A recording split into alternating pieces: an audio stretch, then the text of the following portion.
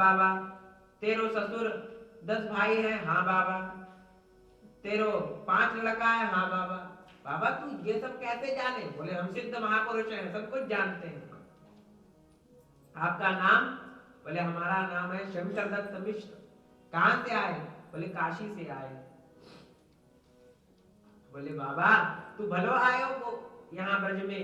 अब गोपी शिव जी को नंद भवन में लेकर गई। बोली हमारे लाला को भी कशो देख ले बाबा तू। नंद राय जी के यहाँ लाला भयो है, वहां को भी देख ले। बोले अच्छो। गोपी लेके गई है, नंद भवन के बाहर बैठा दिया है।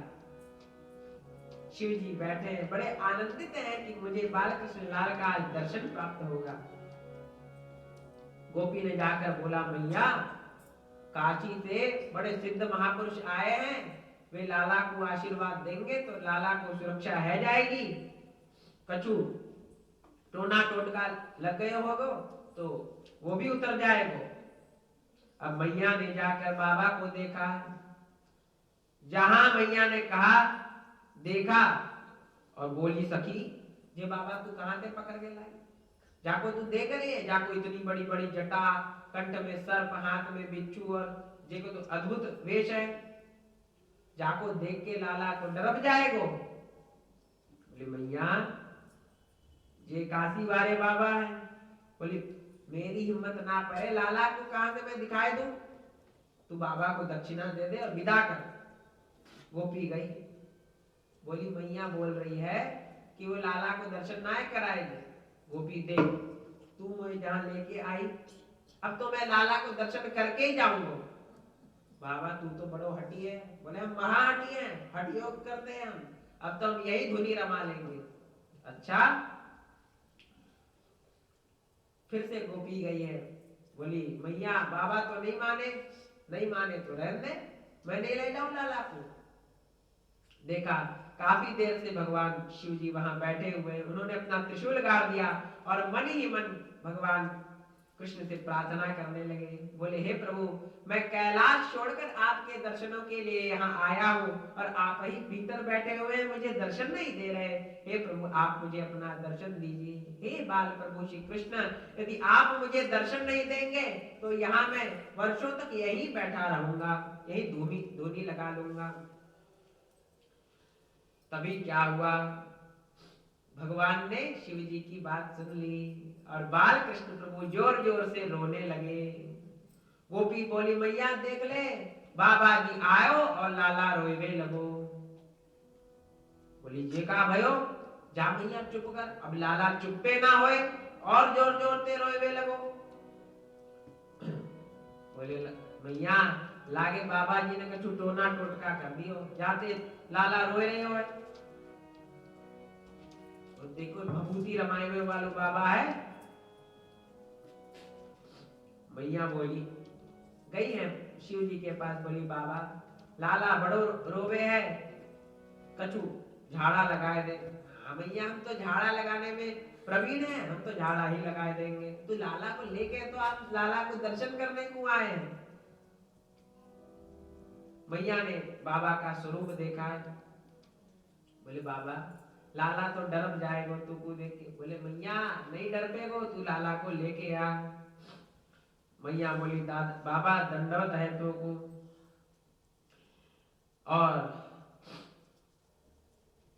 मैया पधारी है और बाल कृष्ण लाल को लेकर आई है। बाल कृष्ण लाल का दर्शन करते ही शिव जी खड़े हो गए। बोले मैया साष्टांग दंडवत किया है। बोले मैया तो को दंडवत, तेरे लाला को दंडवत। मैया पीछे हटी, अरे बाबा जी तू क्या कर रहे हो? बोले यही हमारा उपचार है। बाल कृष्ण लाल के चरणों को उठाया है और अपने सिर पर धारण कर लिया है शिव जी ने। लाल मैया बोली बाबा तू हम पे पाप चढ़ाएगो। मैया तू चिंता मत करे, जो हम अपने झाड़ू लगाए हुए को कार्य कर रहे हैं। और फिर गोद में लिया है, चरणों को सिरोधार्य किया है। शिव जी अपने आप को धन्याति धन्य मानकर मैया को भय लग रहा है, अरे के बाबा के सर्प कहीं मेरे लाला को छीना ले।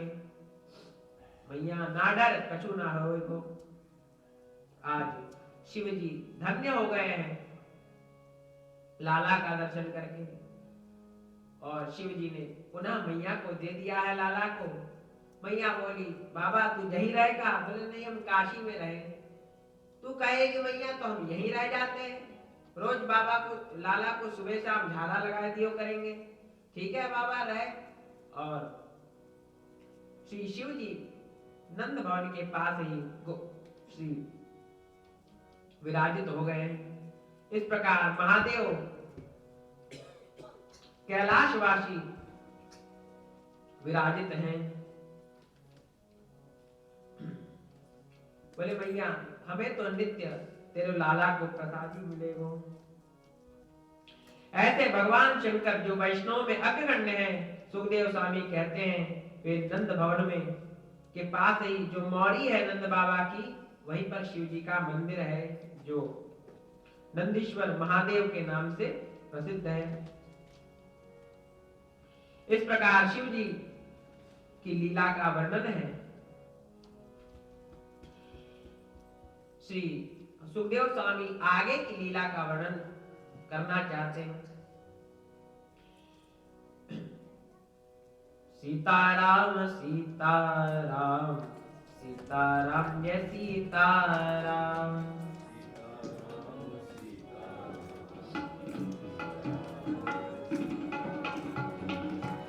सीताराम सीताराम सीताराम सीताराम सीताराम सीताराम सीताराम सीताराम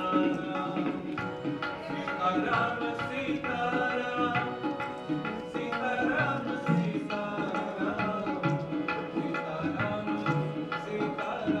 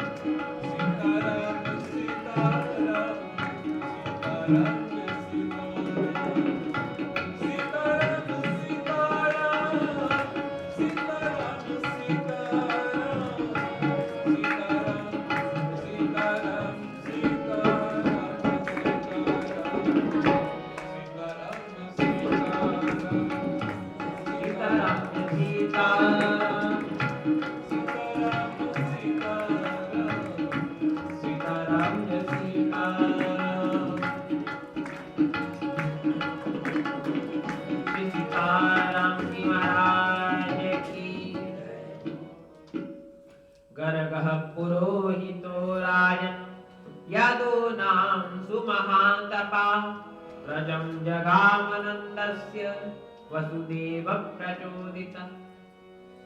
श्री वसुदेव जी महाराज ने गर्गाचार्य जी से प्रार्थना की है, महाराज हमारो लाला गोकुल में है, रोहिणी जी का एक लाला है जो बड़ा, और दूसरा लाला जिसे हमने रात्रि में गोकुल पहुंचा दिया था। हे गुरुदेव आप तो सब जानते ही हैं,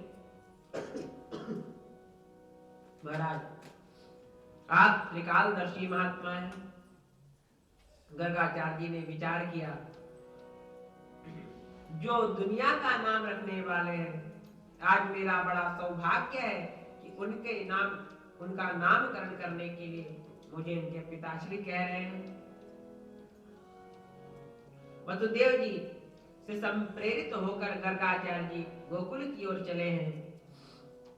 श्री गर्गाचार्य जी महाराज यदुवंश के कुल पुरोहित हैं। गरम विषय रूप विषयमागति बोध्यति इति गर्ग। परम ज्ञानी श्री गर्गाचार्य जी महाराज जिन्होंने विषय रूप विष का बोध है, ज्ञान है, ऐसे श्री गर्गाचार्य जी महाराज हैं। ऐसे श्री गर्गाचार्य जी महाराज पहुंचे हैं नंद भवन में। नंदराय जी ने देखा है, बड़े प्रसन्न हुए हैं, दंडवत प्रणाम किया है। बोल श्री गर्गाचार्य जी महाराज की जय। हे गुरुदेव, आपके दर्शन से हम धन्य हो गए, भली प्रकार से पूजन किया है। और बोले महद विचलनम नृणाम गृहीणाम दीनचेतसाम निःश्रेयसाम भगवन् कल्पते नान्यथा क्वचित्। महाराज, आप जैसे महापुरुष शो का आगमन जब गृहस्थियों के यहाँ होता है तब उनका परम कल्याण ही होता है, क्योंकि महापुरुष अपने स्वार्थ के लिए नहीं विचरण करते, वे तो सबका कल्याण चाहने वाले हैं, वे परमार्थी हैं। हे भगवान, मैं आपका सेवक हूं। सेवक के यहाँ स्वामी का आगमन मंगल कारक होता है और अमंगलों का विनाशक होता है। हे महाराज, आप परम ज्योतिर्विद हैं, ज्योतिष के प्रकांड विद्वान हैं। आप पधारे हैं, बड़ा शुभ समय है, आप हमारे बालकों का नाम रख दीजिए। महाराज, आप भूत भविष्य वर्तमान तीनों को जानने वाले हैं। श्री गर्गाचार्य जी ज्योतिष के प्रकांड पंडित हैं। ऐसे श्री गर्गाचार्य जी महाराज पधारे हैं गोकुल में। नंदराय जी ने कहा, महाराज, आप तो जन्मजात गुरु हैं। जन्मना ब्राह्मणो गुरु, ब्राह्मण जन्म से गुरु होता है। महाराज, आप मेरे बालकों का नामकरण संस्कार कर दीजिए। गर्गाचार्य जी ने कहा, हे नंदराय जी, मैं यदुवंश का पुरोहित हूं, आचार्य हूं। यदि मैंने तुम्हारे पुत्रों का नामकरण संस्कार किया तो तुम्हारे पुत्र देवकी के पुत्र माने जाएंगे, वसुदेव जी के पुत्र माने जाएंगे। तुम्हारी और वसुदेव जी की बड़ी घनिष्ठ मित्रता भी है। और कंस यह सब बात को जानता है।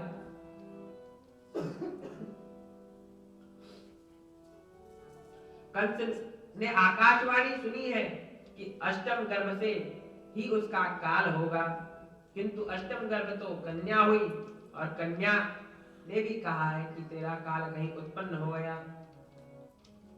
अस्यास्त्वम् अष्टमे गर्भो हन्तायाम वहसे बुध। कंस को कहा था कि अरे अज्ञानी कंस, जिसे तू अपनी बड़ी प्यारी बहन मान रहा है, इसका 8वां गर्भ ही तेरा काल होगा। महाराज, कंस को सारी बातें पता है। नंदराय जी, आपके यहाँ कार्यक्रम जब होते हैं तो छोटे नहीं हो। नंद महोत्सव ही 6 महीना चला तो नामकरण संस्कार 2 महीना तो चलेगा ही। इसलिए महाराज, मैं नाम कैसे रखूं? बोले, नंदराय जी ने कहा, महाराज, मैं कोई उत्सव नहीं करूंगा, नहीं किसी को बताऊंगा। 2-4 साल बाद में उत्सव कर दूंगा। महाराज, आप गौशाला में चलिए, मैं बालकों को लेकर आता और स्वस्ति वाचन पूर्वक आप बालकों का नामकरण संस्कार कर दीजिए। सुखदेव स्वामी कहते हैं, परीक्षित जी, गर्गाचार्य जी तो नामकरण संस्कार करने ही पधारे।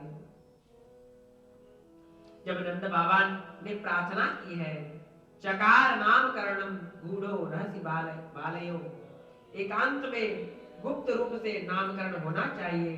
अब नंद राय जी यशोदा जी के पास गए, कहा अरे महर मथुरा वाले महाराज जी पधारे। बोले मथुरा वाले कौन? गर्गाचार्य जी महाराज। अच्छो ऐसे ऐसो करो महर कि तुम लालाए लेके आओ। अच्छो कहाँ लेके आओ? गौशाला में। यशोदा जी और रोहिणी जी ने कहा जी हाँ मैं जा दिन ते ब्रजराज जी को जानती हूँ, जिनको तो सब संतन में भगवान को दर्शन ही होए। एक छोटो से भी ब्राह्मण देवता क्यों ना होए, वाको भी ब्रजराज श्री नंद राय जी साष्टांग प्रणाम करें। इनको बड़ो सरल स्वभाव है, इनके सामने सब पूजनीय है, विद्वान है, इनकी सब में भगवत भावना है। इनकी तो ब्राह्मणों में इतनी निष्ठा है कि ब्राह्मण कह दे कि बाबा जा तेरो का झय जाएगो हो जातो है। ऐसो ब्राह्मणन की कृपा है। आज क्या किया है? रोहिणी जी ने भगवान कृष्ण जी को अपनी गोद में ले लिया है, यशोदा मैया ने बलराम जी को ले लिया। बोले ये महाराज जी की आज परीक्षा तो लेके देख। जो भगवान के परम भक्त हैं गर्गाचार्य जी, मैया आज उनकी परीक्षा लेना चाहती। मैया दोनों बालकों को लेकर गई हैं। रोहिणी जी की गोद में श्री कृष्ण है और बलराम जी यशोदा मैया की गोद में। मैया ने जाकर कहा भैया पंडित जी प्रणाम दंडवत। ऐसो करो हमें बहुत बुलाए तो है, बड़ो काम पड़ो है, आप जल्दी से नाम रख दो लाला को। गर्गाचार्य जी ने विचार किया अच्छा ये हमारी परीक्षा लेना चाहती है, जैसा पुत्र इनकी गोद में है। आज देखा है गर्गाचार्य जी महाराज ने दर्शन किया है भगवान का, धन्य हो गए। गर्गाचार्य जी ने कहा है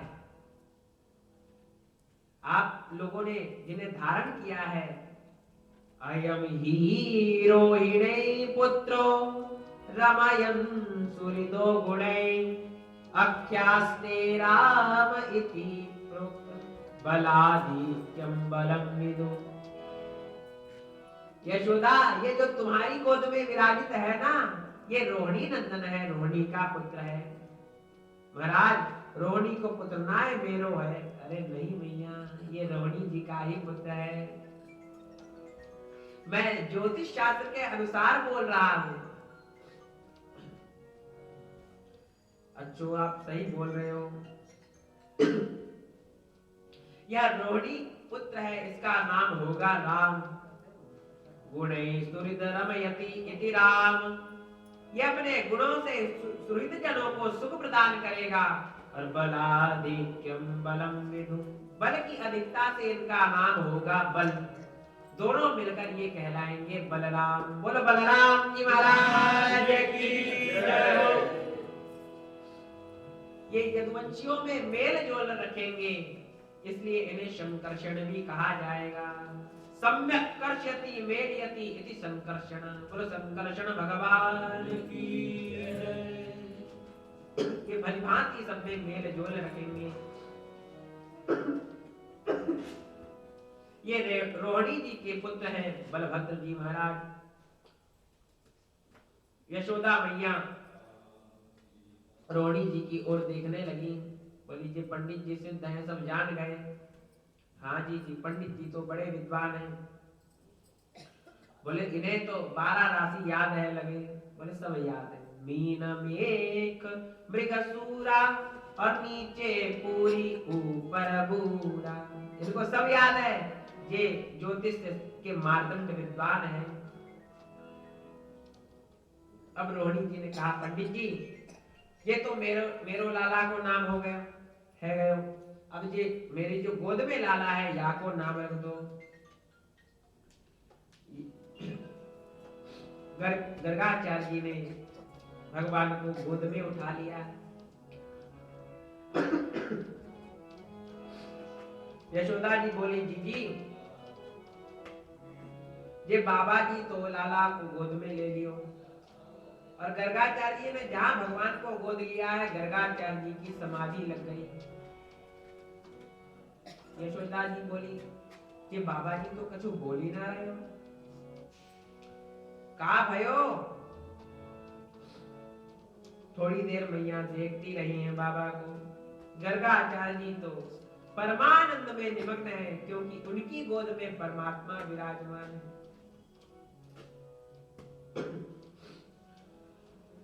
गर्गाचार्य जी अब भूल गए हैं सब कुछ कि मैं कहा हूं।